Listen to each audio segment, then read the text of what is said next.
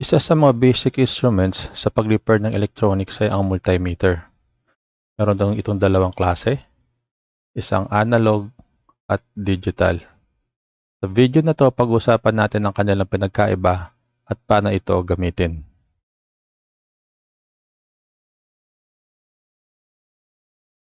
Ito po ay isang analog multimeter na ang brand niya is Wheeler and ang kanyang model number is W-J75.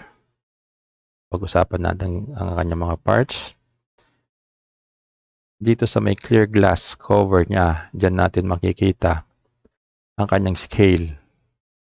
So yung scale na po na yan, yung maraming numbers, yan po yung magiging reference natin pag nagbabasa po tayo ng mga values. And then, dito po sa portion na to, makikita natin ang kanyang needle or needle pointer. So yung needle pointer na po yan, at a certain measurement, magdi-deflect po yan kung saan niya nare-read ang kanyang value. And then, kung saan po siya tumigil, dun sa scale, yun po yung babasihan natin kung ano yung measurement or exact value ng ating mini-measure. Dito naman po yung kulay puti na to na may slot. Ito naman po ang ina-adjust natin or para makuha natin ng zero calibration ng ating needle pointer. And then sa may bandang ibaba naman po, dito sa may portion na to, dito natin makikita ang kanyang selector knob. Ito po ang tinatawag nating selector knob or iba tinatawag nitong dial. So for example, gusto nating mag-measure ng DC voltage. Saan po natin siya isi-select. So kung mapapansin po natin dito sa may upper left corner niya, meron po siyang isang symbol na letter V.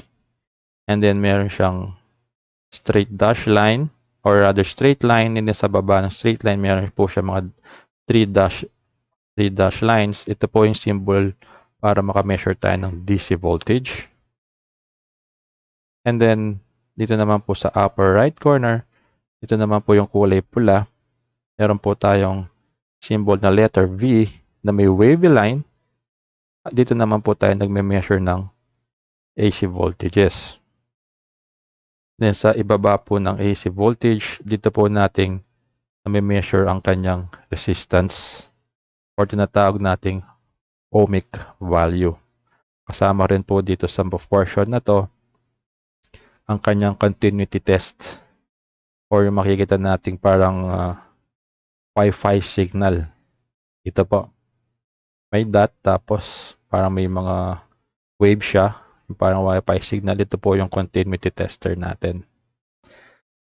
Then sa kabila naman po, dito sa lower left corner, dito po tayo nagme-measure ng amperahe. So sa course po natin ito, pag-uusapan lang po natin is how to measure DC voltage and resistance. Hindi na po natin pag-uusapan kung paano mag-measure ng AC voltages at ng amperes. Since electronics po, most likely, ang madalas po natin i-measure ay halos DC voltage at resistance lang po siya. Then kung mapapansin po natin, meron po siya mga saksakan dito. Ang ginagamit lang po natin dito is yung left side niya is common, sa right side niya is yung positive terminal. Makikita tayong kulay pula na may plus sign, tapos yung negative COM or yung common ground reference natin, ito nating sinasaksak. And then dito po meron po tayong additional knob. At ang knob na po nito, ginagamit naman natin ito pag nagme-measure tayo or pag nagka-calibrate tayo ng resistance. Let's say, nagme-measure ka ng resistance, ilagay mo yung selector sa times 1, times 10, times 1K, kung alin man po dito sa ohmic measurement natin, portion, dapat po ang needle natin ay nasa 0 pag sinart po natin yun ating test leads. And then, dito naman po sa tabi ng ating tester, dito po yung tinatawag natin mga test leads. Ayan. So, mga test leads, iba-iba rin po yung klase niyan. Meron pong needle pointed, tapos meron siyang regular. So, ito po, ang kulay black, lagi po nating sinasaksak yan doon sa may symbol na negative COM or COM, or yung common slot, dito po nating sasaksak yan. Take note po, hindi po lahat ng tester pare-pares ng configuration kung saan mo makikita ang positive terminal at saka negative terminal. So, always check kung yung slot na yon or yung sasaksakan mo ng plug, yung symbol niya. And then dito po, ang positive. Ayan.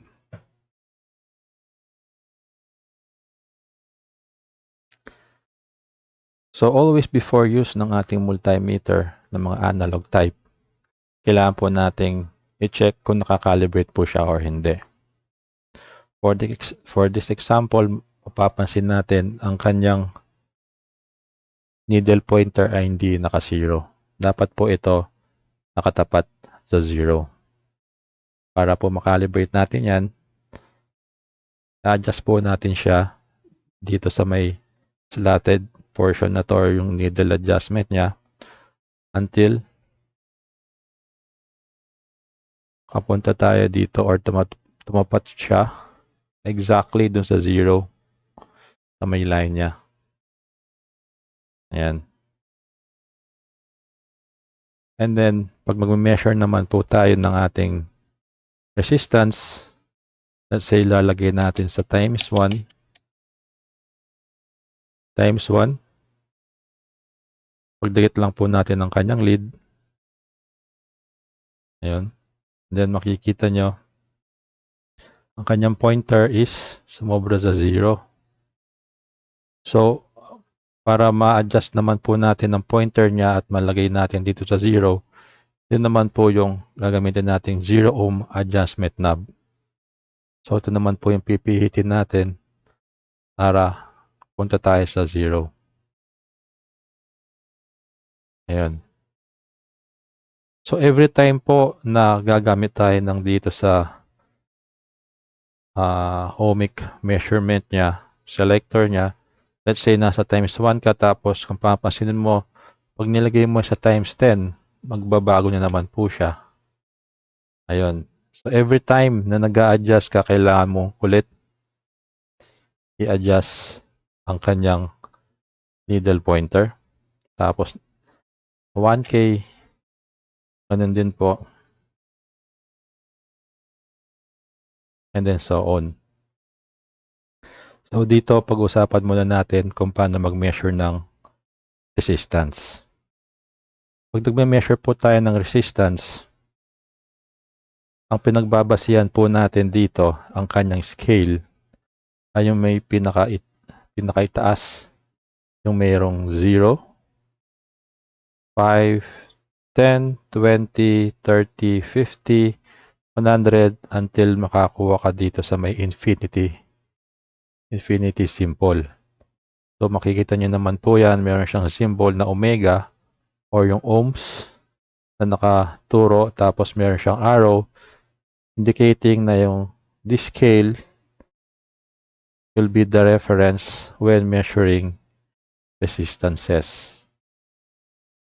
Say, for example, ito po tayo sa times 1. And pagdikitin natin, let's say, nagkaroon tayo ng measurement. So, huwag niyo muna pong papansin itong needle na to. For example lang po, meron po tayong mini-measure dahil hindi po natin siya zinero. Okay? So, let's say meron tayong mini-measure and then ang nare-read nating value is 0, 1, 2. So, yung 2 na yan, ang magiging value ng ating measurement is 2 ohms. Kasi nasa times 1 po tayo. If ever po nakalagay po tayo sa times 10 at nag-deflect po yung needle, nasa 2 naman siya, times 10 mo lang po yung value, ibig sabihin magiging 20 siya. And then sa 1K, multiply mo lang po ng 1,000 at same with x 10K, multiply mo lang po siya ng 10,000. Okay?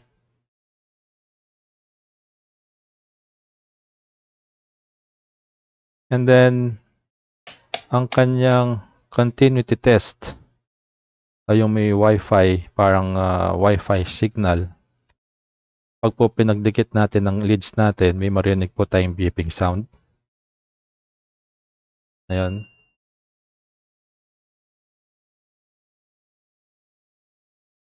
Ibig po sabihin na pag nag-beep po siya, marinig natin yung beeping sound, it means na yung 2 point na yon, they are electrically connected or naka-short po siya. Ayan. So, mabalik po tayo dito sa ating times 1.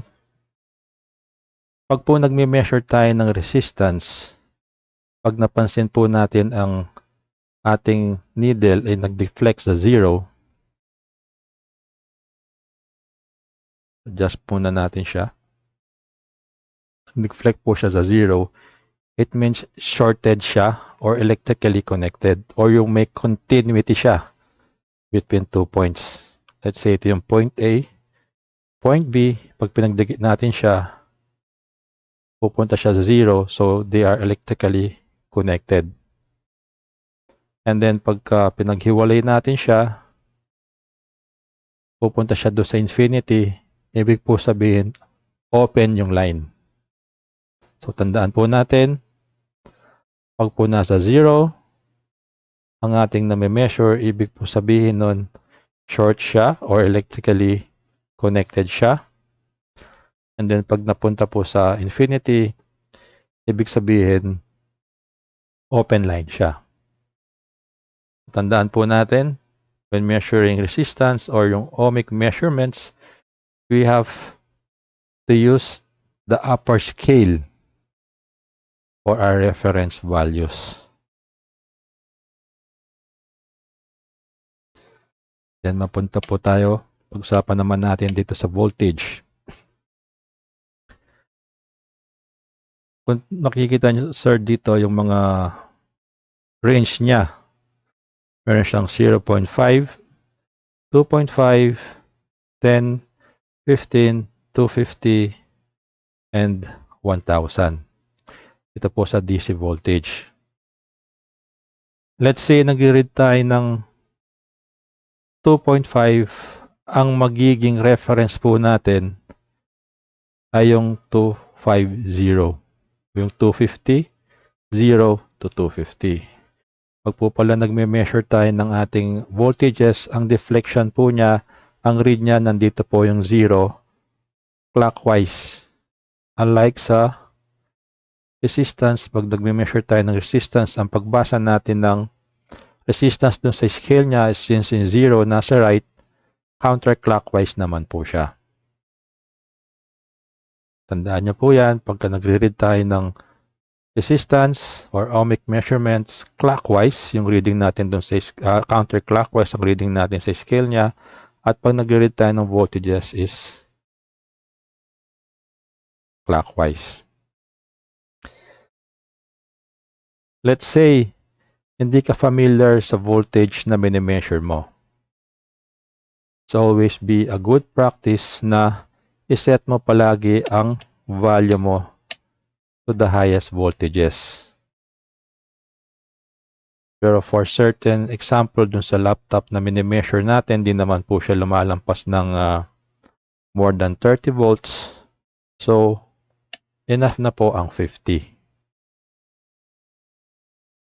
So, mag-measure po tayo ng mga batteries. For example, pag po pala 50, ang pinagiging basis natin ng scale ay yung 0, 10, 20, 30, 40, 50. Ayan po. And then dun sa 250 naman, dito naman 250. And then dun sa 1,000, dito po sa 0 to 10. In times 1,000 na lang po yung binabasa natin. Bali, ito po yung 10, ito po yung magiging 1,000, yung 8, 800, 600, 400, 200, 100.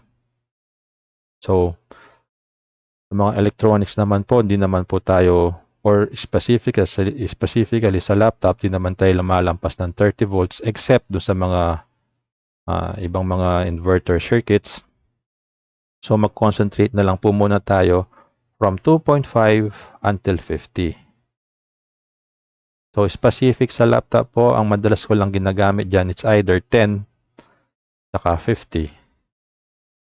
Kasi po, ang mga voltages sa laptops is 1 from 1 volt until yung voltage po ng ating adapter from which is 19 volts or 20 volts. Pag minsan po, nagma-maximum po tayo ng 26 volts. Doon naman po sa sa mga ibang klaseng circuits, mga boost converter circuits kung tawagin. So, try po natin mag-measure. Pag nagme-measure po tayo, titingnan natin ang battery kung meron siyang positive tsaka negative side or positive negative sign.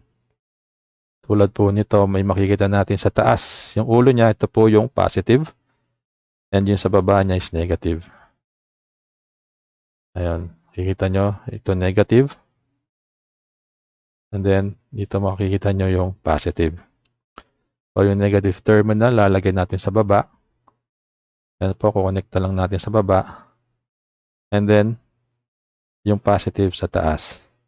So, yung pagbabasihan po natin ngayon, yung middle scale na 0 to 50. Kasi nasa 50 range po tayo. So, expect po natin dito sa battery na to is 1.5 volts.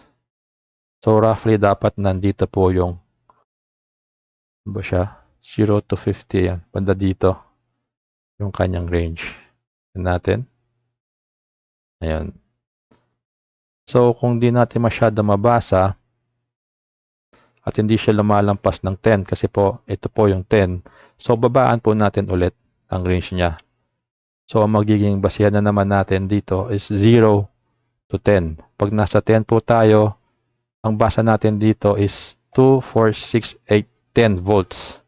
Alay pag sa 1,000, 100, 200, 400, 600, 800, 1,000. Pero sa dito po tayo sa selector switch na number 10. So, yung range niya is 0 to 10 volts. So, tingnan natin. Ayan. So, roughly, lumalang pa siya ng 1.5 volts. Ito po yung 1.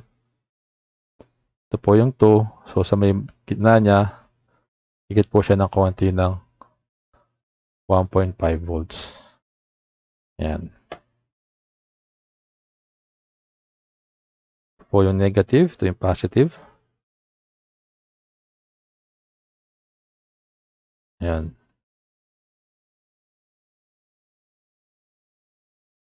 So, para mas accurate po nating mabasa, since hindi naman siya lumalampas ng 2 volts at meron tayong range na 2.5, pwede pa po natin babaan ulit para mas accurate natin mabasa.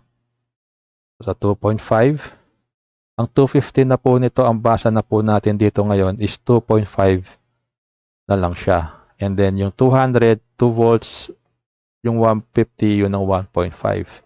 So, roughly, nasa 150 yung range nito. Since nasa 2.5 range tayo, ang 150 magiging 1.5. Try natin. Ayan. So, at this instance, ang nababasa ko is 1.5 and then lumalampas siya ng mga dalawang scale.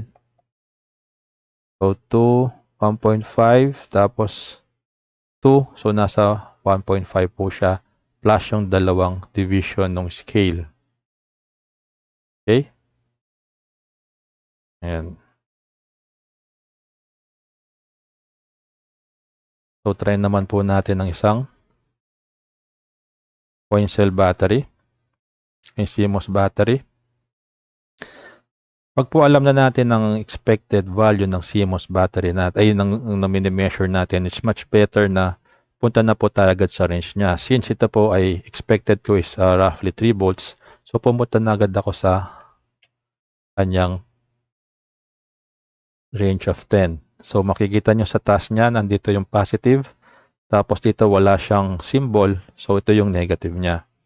So lagay natin yung sa ilalim, yung negative terminal, and then pag lagay natin dito, since nasa 10 range tayo, mababasa natin roughly nandito. 2, 4, 6, 8, 10. Yung scale, yung upper mo, yung next scale na sa ilalim ng ohmic, ito tayo magbabase. So, 3 volts. Expected ko, tingnan natin kung magti 3 volts siya. Ayan. So, roughly 3 volts. Ayan. So, ano naman mangyari pag nalagay mo sa 2.5? Well, always have to be careful po pala dahil ang needle pointer na yan, napaka-sensitive niyan. Ayan o, lalampas siya doon. So, ayaw natin mababad na nakalampas dito palagi ang pointer. Kasi ang pointer po nito, meron po yung spring mechanism sa loob. Pag nabibigla yan, baka pumulya yung spring at magloko lalo ang ating tester. So, balik po tayo ng 10. Measure natin sa kanya roughly 3 volts. Okay? And then, meron po ako dito isang laptop battery na 18650. Ang measurement po nito, ito po isang rechargeable battery. And then, may makikita rin po tayo mga values na positive, tapos ang negative. So, ang range po nito, pag tina-charge natin, is roughly 3.7 up to 4.2 volts. So, check po natin kung ano ang value na kinikerry pa ng battery. So, dito negative, tapos sa kabila yung positive. Ayan. So, okay yung battery. Nasa roughly, kulang-kulang siya ng 4 volts. Okay? Nasa 3.8, above 3.8 siya. So, okay yung battery na to.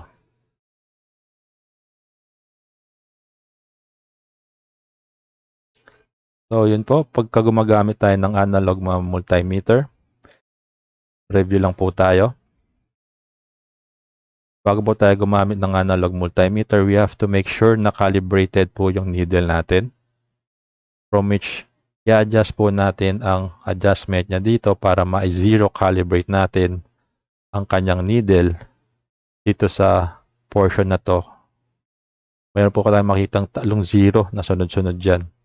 Ito sa portion na to para calibrate natin siya. And then pag sa resistance naman po, babase naman po tayo dito sa left or right side na 0.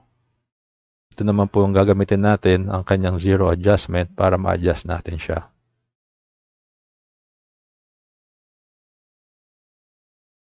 Ayan.